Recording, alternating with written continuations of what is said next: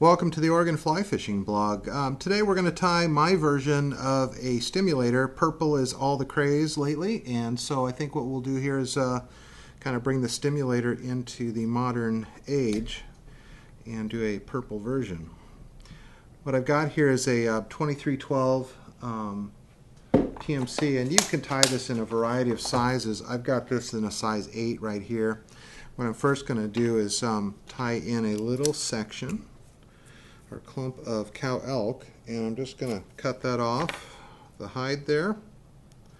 Take my comb and get all those under hairs out, and then tip down in your stacker. Pretty nice. So I'm going to tie this. This tail should be pretty stubby, and you want to come clear down to the bend, and basically when your thread lines up with the barb of the hook, or just a titch before that, you'll snug that in there, and that's where the fly will start. Tail is very stubby on this fly, and then I'm going to take the hair and pull it forward and just kind of loosely wrap up, snug it down, and wrap back, and that's my underbody. Now I've got a nice fat body, and it's going to help with the buoyancy of the fly. And I'll just clean up these tips, and then I'll come back through a thread a few more times. And what I've also done here is laid my foundation as to where everything's going to lay on the hook. This is my body, the wing will come in here, and this is the head. I don't want to try to deviate from that much. Okay? So first of all, I'm going to tie, or next I'm going to tie in is fine wire. Now I'm going to use this, we want to use small wire. This is brassy, and it's a little easier for you to see, so I'm going to put that in this pattern so you can see what I'm doing here when I palmer back through the hackle.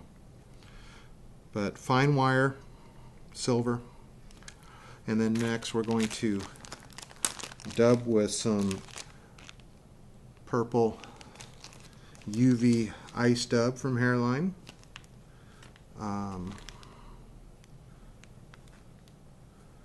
Purple is really just kind of gone crazy in the last few years. That purple haze, I think it's called, it's like a caddis imitation, has been very, very popular. We're starting to see a lot of flies, midges and stuff with purples in them, and they've been quite productive this year. So I'm going to dub this body up here. And it'll take me a couple applications. Try to keep your body fairly even.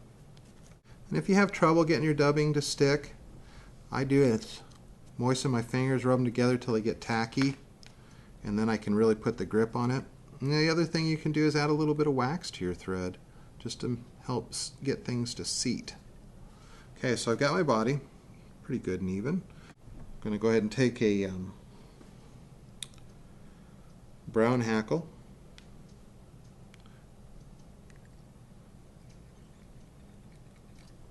And we're going to palmer this back through this body, nice and even. And then what I will do is take the wire and come over the hackle at about the same distance or width as I palmered the hackle through, and then I'll tie this off. Okay, so that adds durability. Now when you're tying stimulators, your hackles should set just about at the gap width. You know, most of your traditional dry flies are tied with a gap and a half, which I'm measuring from the shank of the hook down to the point of the hook. That's your gap. This one you want to keep fairly low profile so this fly sits low on the water. Next I'm going to put a elk hair wing in here. Some people like their wings sparse, some like them, you know, real heavy and thick, depending on the water you're fishing in, if you're looking for buoyancy or transparency in your patterns. This is an attractor pattern, so I tend to bulk it up a little more. So I've got this all stacked, and that wing should terminate or end just before this tail, okay? And I've got a fairly good amount of wing on there. Now I'm using 10-aught Vivas to set this. Pretty strong stuff. And what I want to do here is get this wing set pretty well where I want it to stay.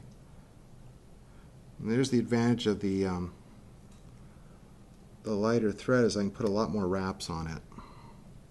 And I can pull, that thread is pretty strong stuff.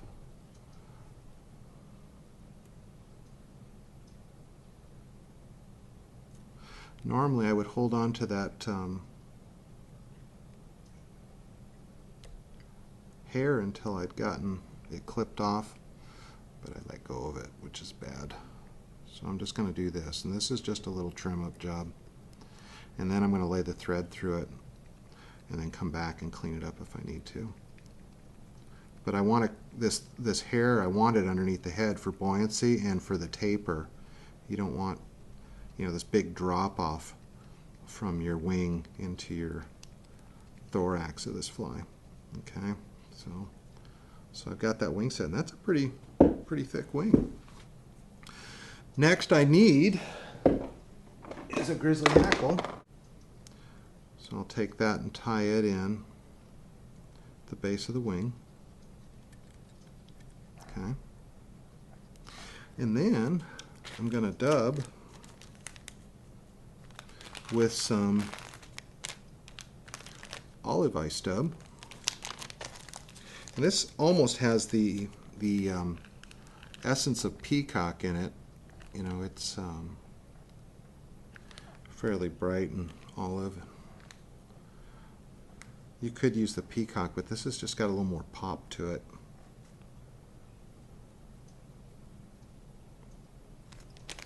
So what I'll do, how I like to do this, and I'm going to put rubber legs in here, is really get this body over the top, okay? And I'm not going to worry about too much about how that looks. I want it fairly smooth. I'm going to bring the thread back up, and I'm going to set it in the center of that.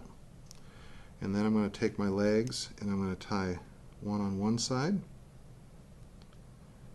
and then I'm going to lay the other, and I'm just kind of loosely setting these so I can move them around, keeping that black thread in the same track that I've laid already. So I've got those laid in there like that.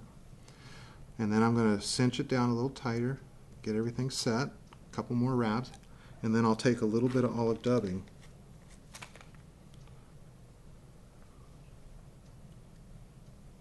enough to cover the track and wrap in front until you get to the head. Okay?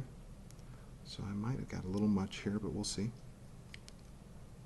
And you want it to kind of blend in. Okay? So I'm just kind of bringing that forward. Okay? So there we go. We got those set.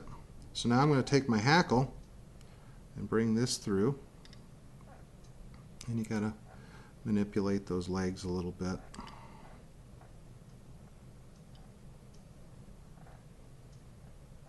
As you bring it up.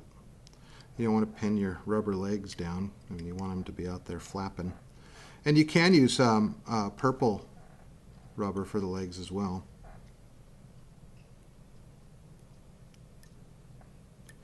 So what I'll do here, let me get my fingers out of the way so you can see what I've got. I've got my hackle through, and I have that set. I'm going to whip finish this real quick because I want to add my red head on there. So I'm not going to worry about covering up a bunch of materials. I'm just going to lay a couple whip finishes in there. Cut that off. Grab some UTC 70 here and a fluorescent fire orange and just start that right on top of that. I've got 2 or 3 wraps on there and it's on there secure. So now I'll take my whip finisher, pull all this back, and finish the head on the fly. And I do several wraps with my whip finisher.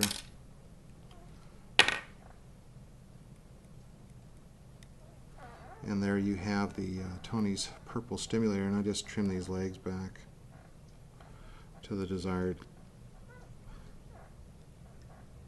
length.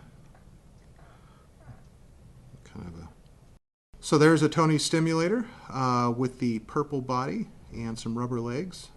A good all-around fly. You can do it in a variety of colors, but there you go.